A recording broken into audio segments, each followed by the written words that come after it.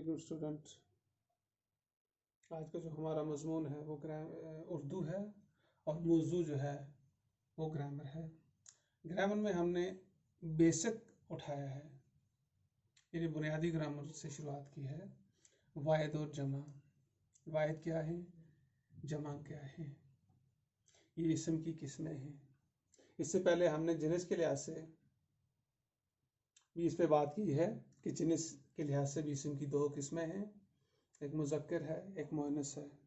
آج کا ہمارا وہ ٹاپک نہیں ہے. آج کا ہمارا جو موضوع ہے وہ واحد جمع ہے. یعنی واحد کیا ہے اور جمع کیا ہے.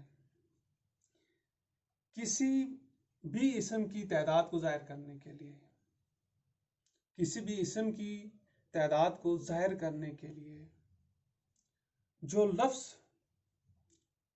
ہم ظاہر استعمال کرتے ہیں وہ واحد کہلاتا ہے. اور وہ لفظ تعداد میں کسی ایک شخص یا چیز یا جگہ کو ظاہر کرے.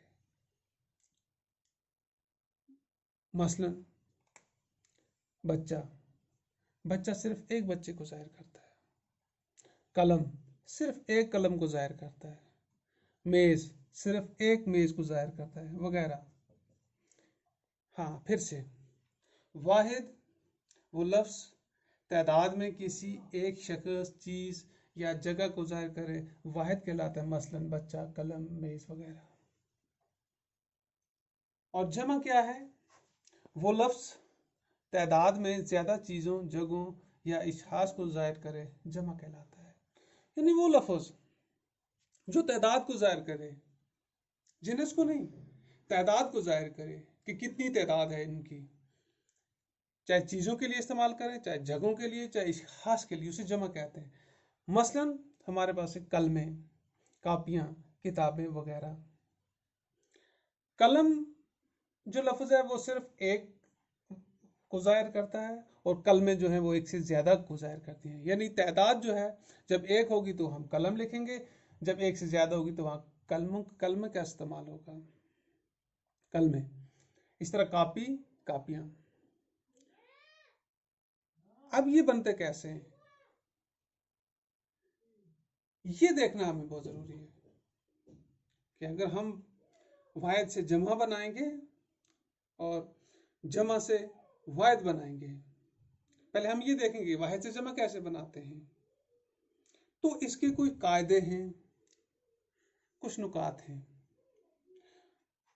واحد سے جمع بنانے کے لیے چند چیزیں مد نظر رکھنا بہت ضروری ہے، جسے آپ کو آسانی ہوگی جمع بنانے میں. یعنی آپ جب واحد سے جمع بنائیں گے تو آپ کو چند چیزیں جو ہیں وہ مد نظر رکھنی ہے، ان کو یاد رکھنا ہے، جن سے آپ کو مدد ملے گی تاکہ آپ واحد سے جمع بنا لیں. اگر واحد اسم کے آخر میں الف ہو تو جمع بنانے کے لیے الف ہٹا کر بڑی یہ لگائیں.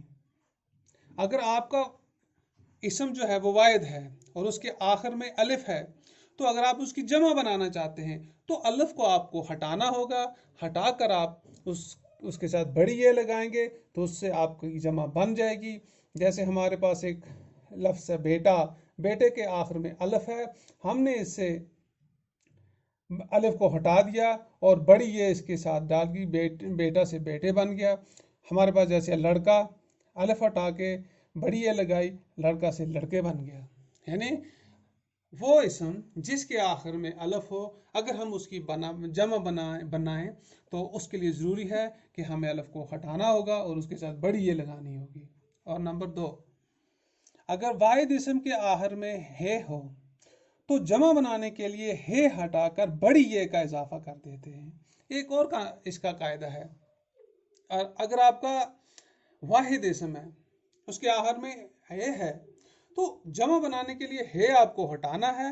ہے ہٹانے کے بعد آپ کو بڑی یہ کا اضافہ کرنا ہے، جس سے آپ آسانی سے جمع بنا سکتے ہیں اس کی.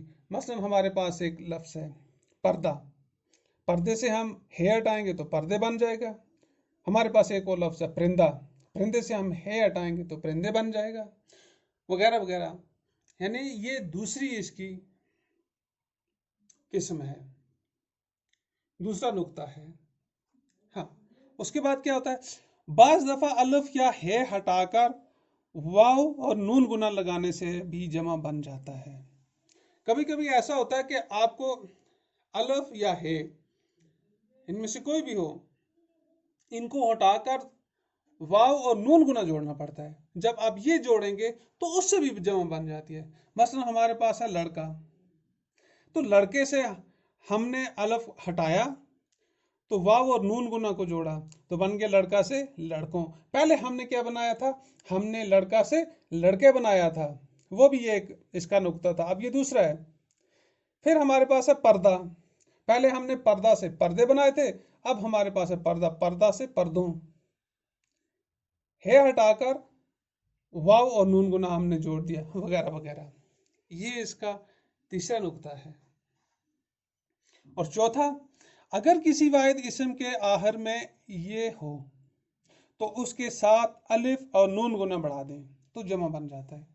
ہاں، ایسا اسم، واحد اسم جس کے آخر میں یہ ہو تو آپ کو اس کے ساتھ اضافہ کرنا ہے، یہ کو ہٹا کر، تو اس کے ساتھ اضافہ کرنا ہے الف اور نون گنا کا، تو جمع بن جاتا ہے۔ مثلا ہمارے پاس ایک لڑکی، اس کے آخر میں یہ ہے تو ہم نے اس کے ساتھ الف اور نون گنا جوڑا، یہ بن گیا لڑکیاں۔